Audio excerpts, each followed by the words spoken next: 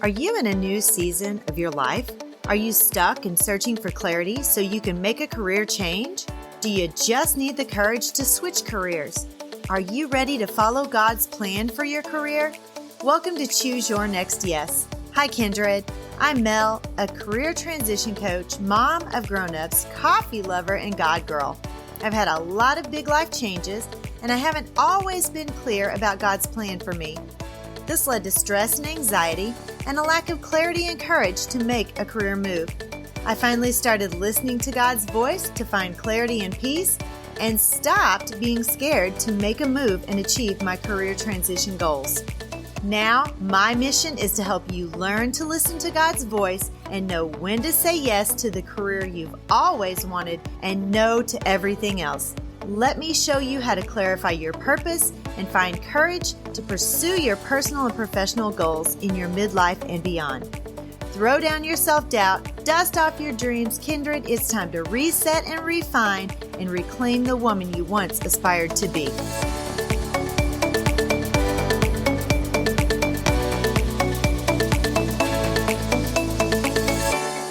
When you find it and you know it, you know it. Like you said. I would agree with that. I would agree with that. And I think I posted that on an Instagram at some point in time. I think it was earlier this year, is that we're at that age. We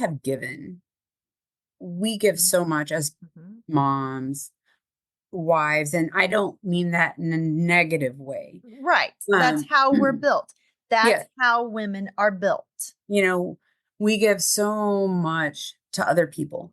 We are nurturers. Especially in our households. Yes. And this was a big change mentally, because I did have to have this conversation with my husband because my life was going to change drastically. I didn't realize how much, and I'm still learning. But his life was going to change as well. Yes. And our son was still in high school. He's a senior. And I'm just like, I can't eat the same foods you can. If we go out, I got to make sure I have options when I go out to eat. You know, I have to cook separately because I can't eat anything that you guys can. 2 workouts a day. I have to get up early in the morning. I then have to work out after work. Which also changes like things like date night and, you know, just even hanging out and watching movies and eating popcorn and those kind of things. Not only are you not eating the popcorn, but you're working out now. And so it changes that dynamic as well. Yeah, but here's what I did learn is when I posted, I'm like, you cannot be scared to do something for yourself at this point in time in your life. It is time for you to grow. And my husband made a really great comment when I first started this. I was really scared, obviously, because again, we're cooking, you know, we're quote supposed to cook, we're supposed to do. And I was just like really scared. And he's like, we're both adults. We're not going to starve. Right. And when he said that, I got to thinking about it. I'm like, you know, he's right. But there's still that guilt. Like, oh my gosh. Right. And I really struggled with the guilt my first year of not cooking as much. I mean, like when I say not cooking as much for them, if I cook twice a week right now, for them, it's a good week because I am literally gone on Tuesdays and Thursdays. I'm here at the gym at 5:30 in the morning. I'm here right now. I do an hour and 10 minutes of cardio in the morning. I have to be at the school at 7:30. I teach from 7:30 to 4:30. By the time I get back to the gym, it's almost 5. And some of my workouts are an hour and a half long. So I'm not getting home till sometimes 7. It doesn't make me a bad person. That's part of my life now. Right. But I did hold a lot of guilt for a long time. But he always comes back and says, does it look like we're starving? Right. And I can tell just by the things that you've posted. I don't know your husband. I don't even know if I've ever met your husband, but I can tell he's very supportive of you. Yeah. He surprises me all the time. Like he surprises me. He orders stuff for me, surprises me with shirts. It's a very hard journey when we enter what we call our prep season, which is what I'm in now. You know, you start getting very depleted. You're tired. Probably within the next 2 or 3 weeks, I'll be in bed some nights by 6:30, 7 o'clock. Right now, I'm doing 3 days. I don't get carbs for 3 days. Carbs on my 4th day. You know, this is the 3rd week of that, I think. and I get really tired. Right. But, he'll let me curl up in the recliner with him just to take a quick nap. There's no judgment. Like, he's super, super, super supportive of this. And I know I went to the gas station the other day, and one of our friends, she just came over, and she's older, in her 60s. She's like, I'm just so proud of you. And your husband is just so proud of you. He brags on you all the time. And of course, I don't know this. We're not out Right. together. Right. But I kind of blushed, and I was like, oh my gosh, like, Well, girl, you got a rockin' hot body. I'm telling so, you. but if if I was going to say something really is, it's your time. I feel like we don't have to be like we were 20 or 40 or 50 years ago. Times have changed, and we need to do something for ourselves. And now that I'm doing this, and I'm going to be honest with you, I was really nervous about meeting other women and all of our glitz and glamour. We have these sparkling, dazzling suits, these big, gigantic, dazzling earrings, high heels, Right. tan, makeup. And I was like, is this all glitz and glamour? Are these people going to be like just mean, like catty?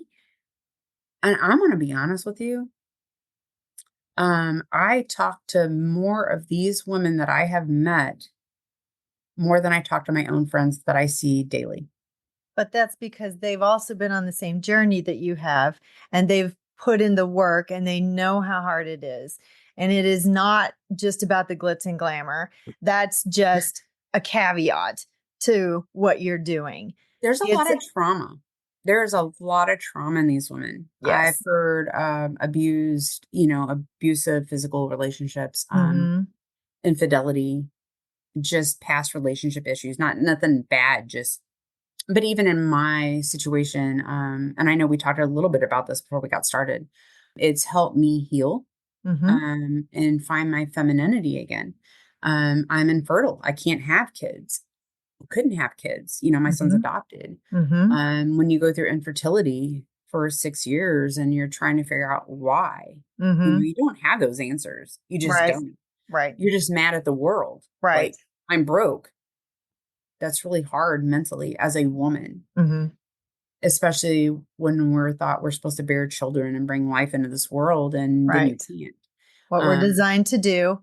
And then when you're not able to do that, You're mad. You're mad, but you also feel like you're probably letting people down because you can't do the thing that you want to do and what other people expect you to do, because that's how the world is. Oh, you don't have kids? Well, why not? Right. And for some people, it's a personal choice. I have a friend who absolutely is choosing not to have children. That is her and her husband's choice. And to me, that's foreign, but it's her choice. And I support her in that. But for, ladies like you who just can't, like, we have to support everyone. We're Oh, here, ladies, to support each other. And someone on the other side is listening to you, Jen, and they're saying, that's me. That's me.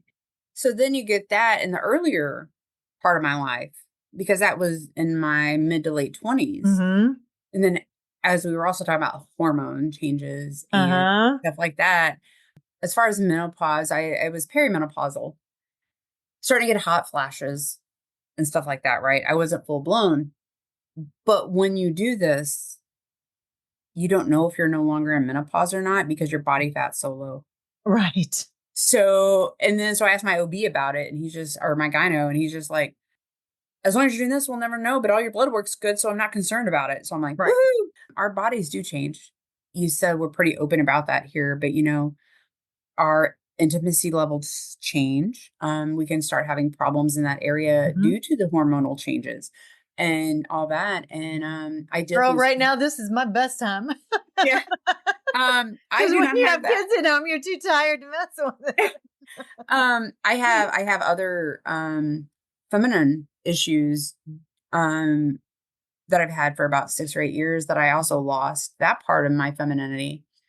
So for me, when I finally hit the stage my first year and I was able to put on this gorgeous sequin bathing suit, these just like gorgeous, like glam earrings, the high heels, my professional makeup, you take the cost out of it. And hands down, I probably felt more feminine and felt like I had control of that side of me again Mm-hmm. over anything that I had ever done in my previous probably 10 years. Well, even being a paramedic, that's not a girly job either. Like, you don't get to be dressed up and feel feminine in that job. You have to really be pretty masculine because it's a demanding job. Yeah. And so I was like, I've talked to other women about that, and it's gaining control and gaining that womanhood back, Mm-hmm.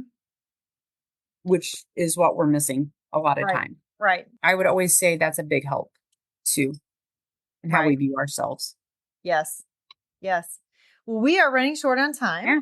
So give my women one last word of encouragement or one last word of wisdom. I would say don't hesitate about being selfish, because I know sometimes selfish can sound bad, Mm-hmm. but I think in our age, I do think it's okay to be selfish and do something for you and grow for you and only you, Mm-hmm. because you're not trying to please anybody else. You have to be happy Mm-hmm. with those choices. And I think it's perfectly acceptable. I think it's perfectly fine to be selfish at that age. And I think once you do that, I think your world will change and how you view, because you're living for you at that Right. point in time. Right. So, And you can be selfish and selfless at the same yeah, time. Because if you're not selfish a little bit, then you don't have the capacity to be selfless. So I agree, yeah. definitely. If anybody is interested in following my journey for fitness only, it's on Instagram and it's Mhm. just under my name. It's just Jenifer.Goodson. I am currently, like I said, 6 weeks out. So lots of photos. I post every week about where I'm at. Excited this year. It's better, but I just think we are capable of so much more than what we are normally given credit for. Yes. What we give And ourselves credit for too. I think that's a good point too, right? I think you've done so many great things and push yourself too mentally. Mhm. But I have no doubt at some point in time during this journey for you, you have had to really think about the fear part of it. Am Mhm. I going to make it? Am I going to be able to Mhm. complete it? Am I going to be Mhm. able to do it? Right. Um, but we can't let fear drive us. Exactly. Take So bold, courageous action. I love that. I love Yes. that. So, but yeah, anybody is more than welcome to reach out to me. I'm a super positive person, and I would support any woman making a decision. Like you were talking about, it doesn't matter what you want to do, but sometimes it's just good knowing that there is support out there at this age. I think women have a bad rep of supporting each other. And what Mhm. I'm actually finding is people in this age group actually do support each other and care. Exactly, because we're all in this together. We're all Yes. going through this season of life. We all know what's happening to our bodies and our brains and our sleep and everything else. And so, Yes. yes, I agree. And you guys know that I will have all of Jen's contact information in the show notes. So you won't have any problem connecting with her and following her on her journey. That's very close in 6 weeks. So good luck with that. We're Thank super you. excited. And I follow and watch all the time. And then gives me some motivation to get out every single morning and do my jogging. And I made it to the gym this morning because Yay. it was starting to rain outside, and I normally do my walk jog stuff. And I'm like, I really don't want to get my hair all soaking wet because it's a mess, and I don't want to have to wash it today because that's another whole process in itself. And so I just went to the gym. So, But you know what? You're making it. And it doesn't matter how we move, it is movement. mhm, But I really encourage, the other thing I would say is about working out is a lot of people think you have to go and do this. You don't have to do what I'm doing. right. You Exactly. you can go out, like you said, for your run, your Hmm. walk, whether it's 20 minutes, 30 minutes. But I will Yes. tell you, hands down, you need to lift weights. You need to be lifting weights. It is good for our bone density. It will help you as you age as far as keeping you stronger from falling. Mm-hmm. Right. And so you don't have to be lifting like Godzilla, but Right, exactly. And I agree with that because I tore my meniscus many years ago and I've never had it fixed. I probably should have. I probably should have. But even just the jogging, which tightens my muscle around my knee, and lifting weights, my knee is so much more sturdy and stable. And so I totally agree with that. And I don't lift tons of weights either. I don't really have a place to do that. I mean, the gym has some weights and stuff, but resistance training is just as good. And yes. you did your thing that one Wednesday Yeah. and showed some ways to get some of that resistance training in without having to go to the gym. And I was right here in my living room doing it. You guys were on in your gym and you didn't use any equipment other than a chair and your own body weight. And so even, I can't do boy push-ups. I'm going to just throw that out there. I can't yet, but I do girl push-ups and I do as many as I can. And it helps with a whole lot of things. So there are things you can do. Yeah. So I'm just get out there and move. It doesn't have to be Yes. perfect. And I love that. And I will always tell anybody, men, women, whatever, if you make that decision every day, or even if you're thinking about it, I'm just proud of people for wanting to better themselves in some Mm-hmm. way, shape, or form. It does not have to be perfect. It's all about showing up. And you've probably seen the quotes. I'll end on this. You've probably seen the quotes everywhere. We will have bad days. There are going to be more bad days than good days in our lives. Not detrimental days, but we have bad days. Motivation, as you and I talked about, come and go sometimes 4 or 5 times a day. Mm-hmm. Consistency wins hands down, and consistency doesn't have to be perfect. You just have to show up. Mm-hmm. So, because trust me, even in this journey, if you think I want to be at the gym doing an hour and a half of cardio at 5 a.m., you are very sorely mistaken. Right. I have really bad days where I don't want to be here, but I chose this path. What happens if I don't show up? Right. So, people will always be there to support other human beings. And I think reaching out for that support is super, super important. And I am gladly will support anybody that reaches out to me. Wonderful. Wonderful. So Thank you so much for thank you. talking to us about your journey. And it was super great to connect with you again as Yes. one of my good friends from the past and now back in the present because we did have those few years where we didn't really connect much, but that's life and that's, part of it. And it was super great to talk to you. And for the Thank rest you of so you, much. you're welcome. Thanks for being on. And for the rest of you, thank you so much for joining me today. And I will see you back here, same time, same place next week. Bye-bye.